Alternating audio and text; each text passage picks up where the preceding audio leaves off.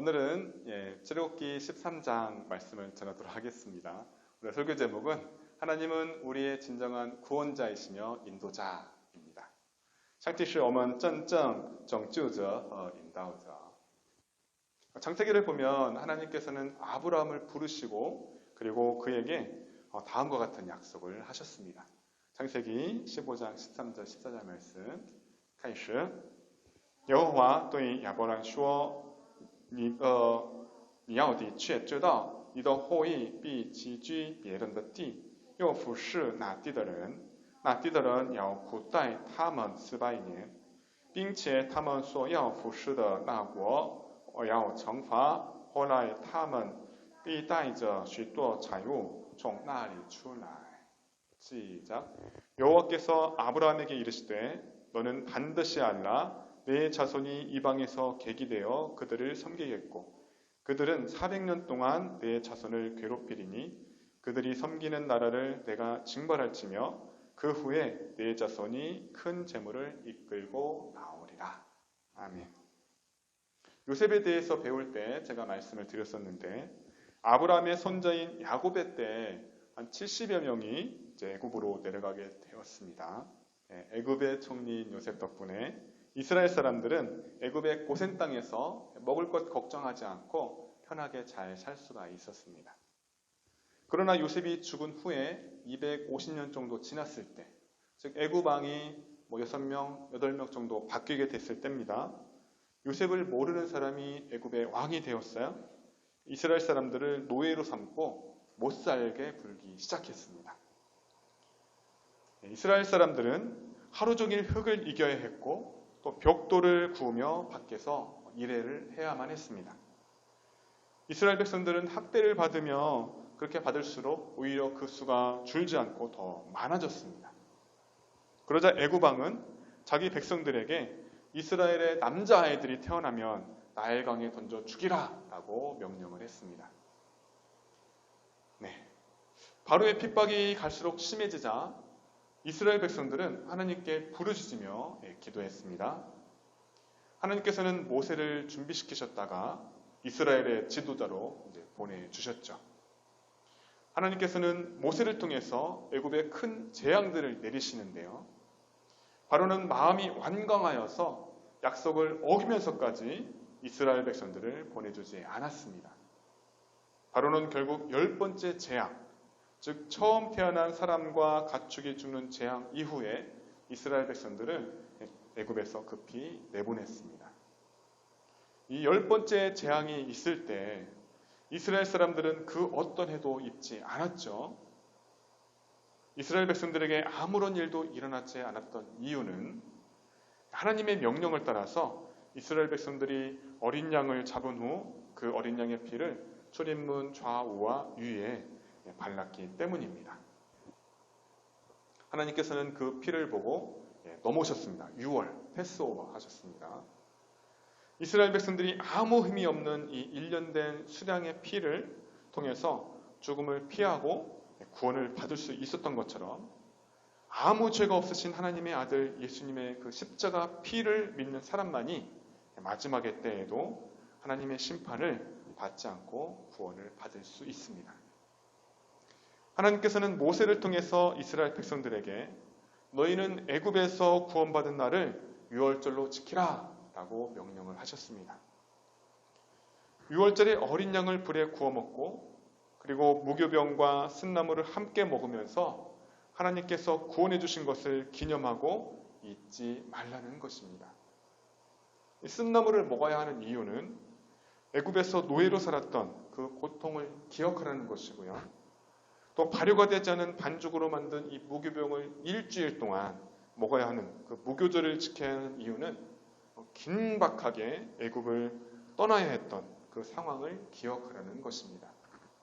그리고 유월절을 지킬 때는 애굽에서 즉시 탈출할 수 있도록 허리띠를 하고 또 발에 신을 신고 손에 지팡이를 잡고 급히 먹어야만 했습니다. 출애굽을 한 이후에 이스라엘 백성들에게 있어서는 더 빨리, 더 멀리 그렇게 도망하는 것이 가장 중요합니다. 왜냐하면 언제 애국 군대가 쫓아와서 공격할지 모르기 때문입니다. 그런데 출애굽기 12장에서 출애굽한 이후에 출애굽기 13장을 보면요. 하나님께서 모세에게서 반복해서 말씀하시는 중요한 두 가지 당부의 말씀이 있습니다. 첫 번째는 처음 난 것을 구별하여서 하나님께 드리라 입니다. 출애굽기 13장 2절 말씀. 开始以色列中凡头生的无论是人是牲畜都是我的要分别为圣归我. 시작. 이스라엘 자손 중에서 사람이나 짐승을 막론하고 태에서 처음 난 모든 것은 다 거룩히 구별하여 내게 돌리라. 이는 내 것이니라 하시니라. 아멘. 자, 그 이유는 10번째 재앙을 내릴 때 애굽 왕 바로의 아들도 죽고 또 감옥에 있는 사람의 장자도 죽고 또 가축의 처음 난 것들도 다 죽었습니다. 하지만 하나님께서 이스라엘 자손이나 짐승 중에서 처음 난 것을 살려주셨기 때문에 그것은 하느님의 것이 된다는 뜻입니다. 처음 난 것을 구별하여 하나님께 드리라. 처음 난 것을 대속하라. 이 말씀은 2절에 이어서 12절, 13절, 또 15절 이렇게 3번이나 더 반복하고 있습니다. 여기서 대속이란 값을 치르고 되찾아온다 라는 뜻입니다. 즉 이스라엘에 처음 난 것도 원래 죽어야 하는데 대속하라. 하나님께 제사를 드림으로 값을 치르고 되찾아오라. 그런 뜻입니다. 유월절의 어린 양이 대속 제물이 되어서 대신 값을 치르고 이스라엘 백성들을 살렸잖아요. 그렇듯이 예수 그리스도께서 대속 제물이 되어서 우리의 죄값을 치르시고 우리를 살리셨습니다. 그렇기 때문에 유월절은 이스라엘 백성들에게만 중요한 절기가 아닙니다. 오늘날 우리에게 대속 제물로 죽으신 예수님을 생각해야 하는 중요한 사건입니다. 지금도 이스라엘 유대인들은 하나님께서 모세에게 명령하신 대로 이 유월절과 무교절을 지킨다고 합니다. 왜냐하면 예수님은 성경에서 예언한 대로 이스라엘에서 유대인으로 태어나셨지만 유대인들은 아직도 인류의 대속제물로 오신 예수님을 구원자로 믿지 않기 때문입니다. 즉 저와 여러분은 이 유월절의 진정한 의미를 알고 있지만 유대인들은 아직도 깨닫지 못하고 있습니다. 하나님께서 모세에게 반복해서 말씀하신 이 두 번째 중요한 메시지는 절기를 지키고 그 의미를 자녀들에게 교육하라라는 뜻입니다. 3절에서는 종살이를 하던 애굽에서 나온 날을 기념하여 유교병을 먹지 말라라고 하셨고요. 또 5절에서는 가나안 땅에 이르거든 너희는 이 달에 이 예식을 지켜야 한다라고 말씀했습니다. 또 6절에서는 7일 동안 무교절을 지키고 또 7일째에는 여호와께 절기를 지켜라 말씀했습니다. 즉 7일 동안 누룩을 넣지 않은 빵, 유교병만을 먹어라 라는 뜻입니다. 누룩을 넣은 유교병을 먹어서는 안 되고 너희는 아예 땅에서 이 누룩을 아예 없애버려라 라고 말씀하셨습니다. 또 10절에 해마다 절기가 되면 이 규례를 지켜야 한다 라고 말씀하셨습니다.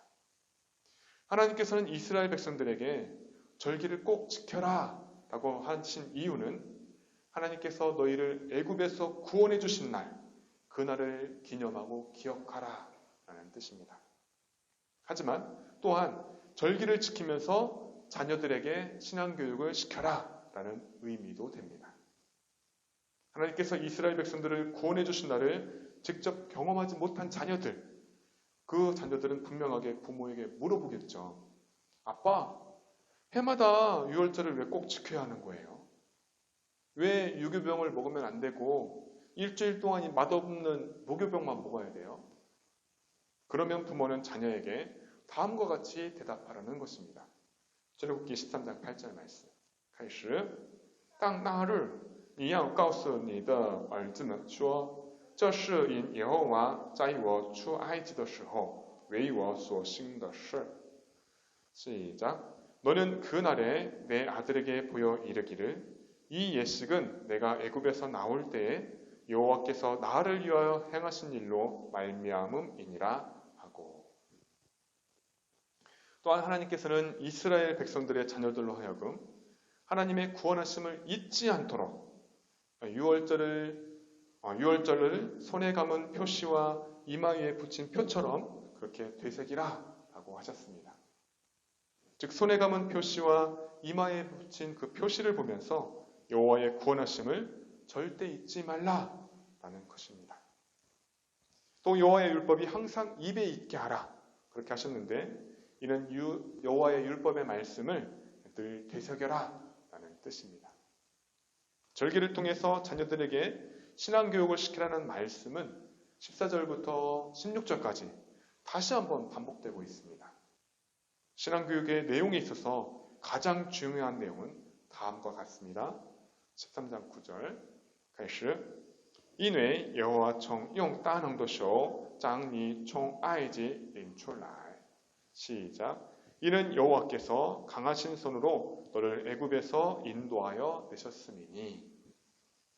방금 읽은 말씀은 3절과 14절 그리고 16절에 3번이나 또 반복이 되고 있습니다.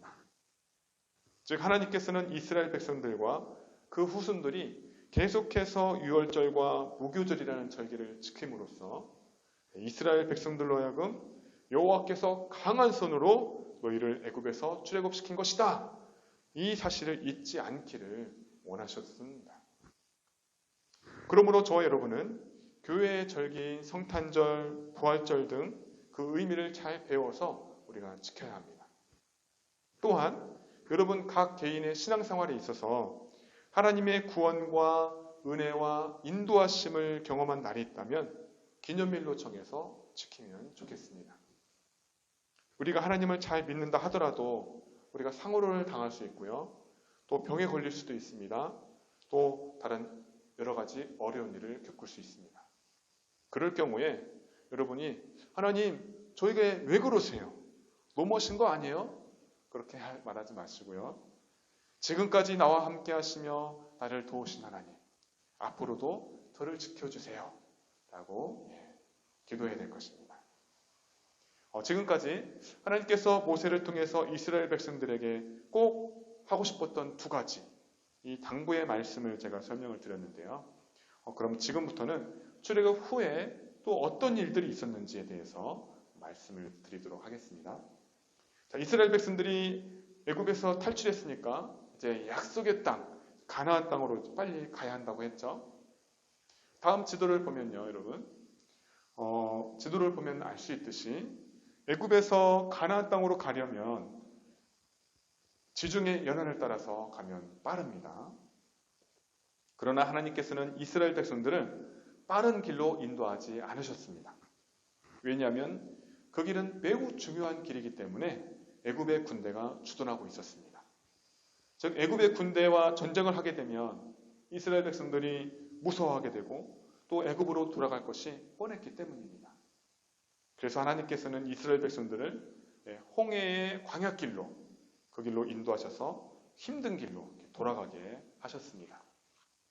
그리고 하나님은 이스라엘 백성들로 하여금 홍해를 건너게 한 후에 다시는 애굽으로 돌아갈 생각하지 않도록 그렇게 하셨습니다. 이스라엘 백성들은 그동안 전쟁을 한 번도 해본 적이 없습니다. 하지만 나중에는 전쟁을 해서 이기게 되고요. 또 적들이 쳐들어올 때 맞서 싸워서 또 싸우기도 했습니다. 지금까지 많은 사람들이 출애굽한 경로를 지도와 같이 그렇게 알고 있는데요. 새롭게 주장되고 있는 이 출애굽 경로를 보면 다음과 같습니다. 다음 주에 배울 출애굽기 14장을 보면 홍해를 건너는 장면이 나오는데 다음 주에 다시 자세히 설명을 드리도록 하겠습니다. 자, 하나님께서 이스라엘 백성들에게는 길을 왜 돌아서 가야 하는지, 앞에 홍해가 있는지 기다리고 있는지를 미리 알려주지 않으셨습니다. 그러나 우리는 성경을 통해서 하나님께서 왜 이스라엘 백성들을 빠른 해안길로 인도하지 않으시고 홍해를 건너 광야를 지나 멀리 돌아가게 하셨는지 그 이유를 우리가 알게 되었습니다. 이스라엘 백성들은 그 이유를 알지 못했기 때문에 홍해를 건너기 전에 또 애국 군대가 쫓아오자 모세를 원망합니다. 또 광야에서도 모세와 아론을 원망합니다. 그러나 결국에는 이스라엘 백성들은 하나님의 도우심으로 안전하게 홍해를 건넜고요. 또 뒤쫓아오던 애굽의 군대는 다 홍해에 빠져 죽게 됩니다. 즉 지금 당장은 힘든 길일 수 있지만 지나고 나서 뒤돌아보면 은혜의 길이었음을 깨닫게 될 수 있습니다. 저 여러분은 이 길로 가면 빠를 것 같다 이렇게 생각을 했는데 하나님께서 그 길을 막으신다면 어떻게 하시겠습니까? 하나님께서 제가 이 길로 가기를 원하지 않으시는군요. 네, 알겠습니다. 제가 하나님의 뜻에 순종하여서 다른 길로 갈게요. 라고 하시겠습니까? 아니면 하나님, 이 길로 가면 정말 편하고 빠른 길인데 왜 저를 막으시는 거예요? 도대체 저에게 왜 그러시는 거예요? 이렇게 항의를 하시겠습니까? 하나님은 우리에게 가장 좋은 것을 주시기를 원하시는 분입니다. 하나님은 우리가 가장 좋은 길로 가기를 원하시는 분입니다. 왜냐하면 우리는 하나님의 사랑스러운 자녀이기 때문입니다. 예수님을 통해서 우리를 구원해 주실 만큼 하나님이 우리를 사랑하시기 때문입니다. 우리가 하나님의 자녀임에도 불구하고 때로는 광야와 같이 험난하고 힘든 길을 가야 하는 경우가 있을 수 있는데요. 우리가 죄를 지어서 하나님께서 벌을 주시는 것일까요? 우리가 아무 죄도 짓지 않았는데도 힘든 길을 가야 할 때는 왜 그럴까요? 지금 우리는 알 수 없습니다. 하나님의 뜻을 이해할 수 없습니다. 하지만 나중에 뒤돌아보면 하나님의 다른 계획이 있었음을 깨달을 수 있게 될 것입니다. 만약 이스라엘 백성들이 해안길로 갔다면 어떻게 됐을까요? 편하고 빠른 길이기 때문에 처음에는 좋아했을 수 있습니다. 하지만 얼마 지나지 않아서 전쟁을 하게 됐을 거고요. 또 많은 사람들이 죽고 다시 애굽으로 끌려갔을지도 모릅니다. 그렇기 때문에 하나님께서는 이스라엘 백성들을 홍해가 있는 광야길로 인도하셨고요. 또 바로의 강력한 군대가 이스라엘 백성들을 쫓아왔을 때에도 홍해에 다 빠져 죽게 하셨습니다. 그러므로 우리는 눈앞에 보이는 길이 좋아 보인다고 해서 그냥 아무 생각 없이 그냥 가면 안 됩니다. 믿음의 눈을 가지고 우리가 멀리 바라볼 줄 알아야 합니다.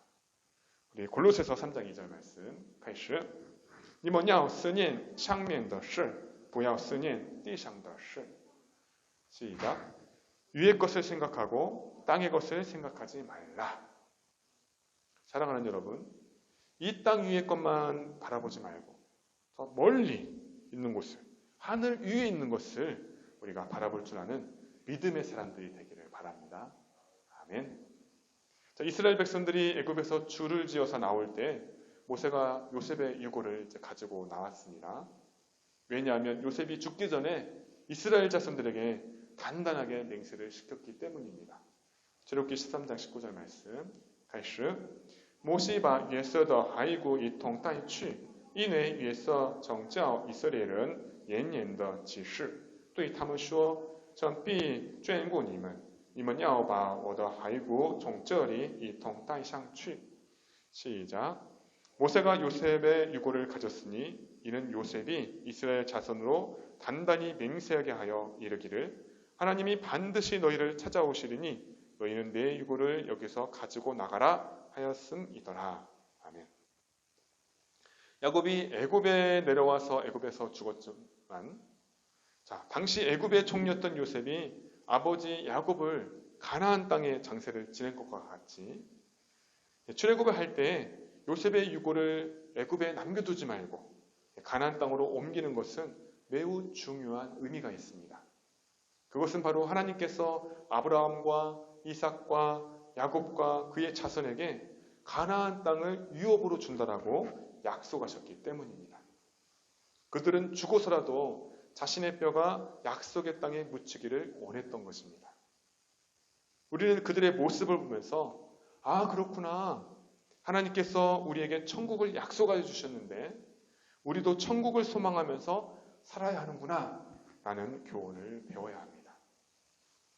자, 마지막으로 하나님께서 불기둥과 구름기둥으로 이스라엘 백성들을 인도하셨습니다.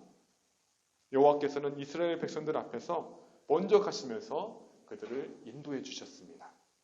출애굽기 13장 21절 开始日见耶和华在云柱中领他们的路，夜间在火柱中光照他们，使他们日夜都可以行走。 시작. 여호와께서 그들 앞에서 가시며 낮에는 구름 기둥으로 그들의 길을 인도하시고 밤에는 불 기둥을 그들에게 비추사 낮이나 밤이나 진행하게 하시니. 지난 여름에 매우 더웠었죠. 지금은 매우 춥지만. 자, 그런데 광야는 그늘도 없기 때문에 한낮에는 50도가 넘고요. 또 밤에는 광야의 밤은 매우 춥습니다. 하나님은 낮에는 태양의 열기로부터 이스라엘을 보호하시려고 구름 기둥으로 함께 하셨고요. 또 밤에는 어둠과 추위로부터 또 보호하시려고 불 기둥으로 함께 하셨습니다. 하나님의 그 구름 기둥과 불 기둥은 이스라엘 백성 앞에서 떠나지 않고 함께하며 보호해 주었습니다.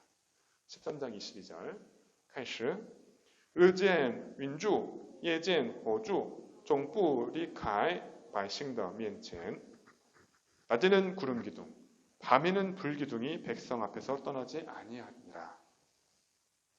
그런데 여기서 중요한 것은 하나님은 이스라엘의 보호자가 되실 뿐만 아니라 오늘날 우리의 보호자도 되신다는 사실입니다. 하나님께서 빛과 어둠을 창조하셨기 때문에 하나님은 대낮뿐만 아니라 어두운 가운데에서도 변함없이 우리의 보호자가 되어 주십니다. 이는 마치 부모가 낮이나 밤이나 갓난아이를 돌보고 또 먹이고 씻기고 잠을 재우는 것과 같습니다. 제가 대학교 2학년 때 4박 5일간 이 CCC 여름 수련을 마치고 시골로 가서 일주일 동안 거지 전도 여행을 한 적이 있습니다. 이 거지 전도 여행이란 정말 거지처럼 돈 한 푼 없이 복음을 전하는 것인데 도움을 받아야만 또 먹을 수 있고 또 잠잘 곳을 찾을 수가 있습니다. 그때는 매우 더운 한여름이었어요. 근데 전도 여행을 하는 동안 하나님께서 낮에는 구름 기둥으로 햇볕을 가려주셨고요. 또 밤에는 교회로 인도하셔서 또 편하게 밥도 먹고 잠도 잘 수 있도록 그렇게 인도해 주셨습니다. 신기한 것은요. 아침이랑 밤에 이제 저녁 때 비가 왔었는데 교회에서 출발하고 하면 비가 그쳤고요. 또 저녁에 교회에 도착하면 또 비가 내리기 시작했기 때문에 비를 한 방울도 맞지 않았습니다. 그리고 마지막 날 집에 가려고 버스를 딱 타는 순간에 갑자기 소나기가 엄청 많이 내렸어요. 지금도 그 기억들이 생생하게 납니다. 사랑하는 여러분, 여러분이 혹시 어려움에 처하게 될 때 꼭 시편 121편을 보시기 바랍니다. 우리 한번 같이 읽겠습니다. 开始我要向山举目我的帮助从何而来 시작 내가 산을 향하여 눈을 들리라 나의 도움이 어디서 올까 2절 我的帮助从造天地的耶和华而来 시작 나의 도움은 천지를 지으신 여호와께서로다 3절 他必不叫你的脚摇动保护你的臂不摇打盹 시작 여호와께서 너를 실족하지 아니하게 하시며 너를 지키시는 이가 졸지 아니하시리로다. 4절 保护以色列的也不打盹也不睡觉 시작 이스라엘을 지키시는 이는 졸지도 아니하시고 주무시지도 아니하시리로다.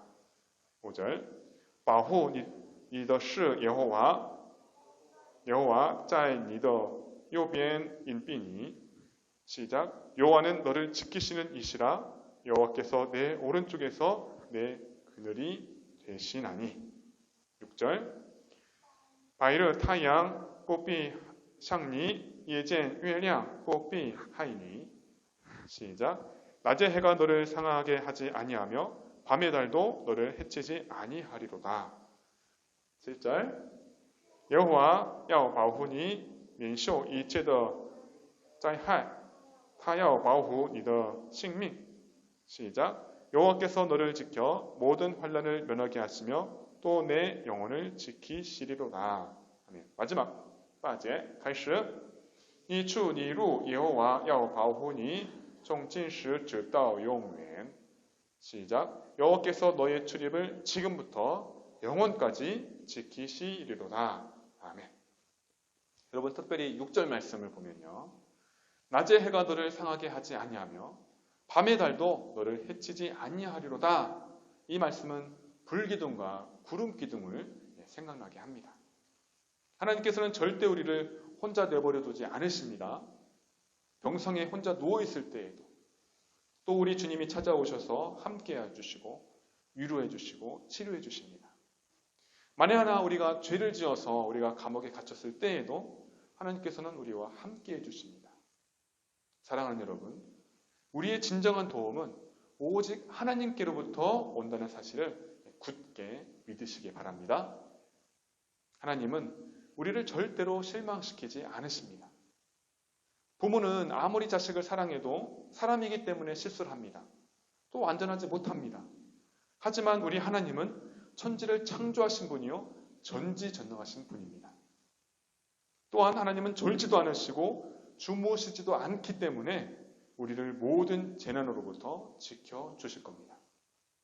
어떤 상황 가운데서도 우리와 함께 하시는 하나님만을 의지하고 신뢰함으로 어려움을 이겨내는 믿음의 사람들이 되기를 예수님의 이름으로 축복합니다. 아멘.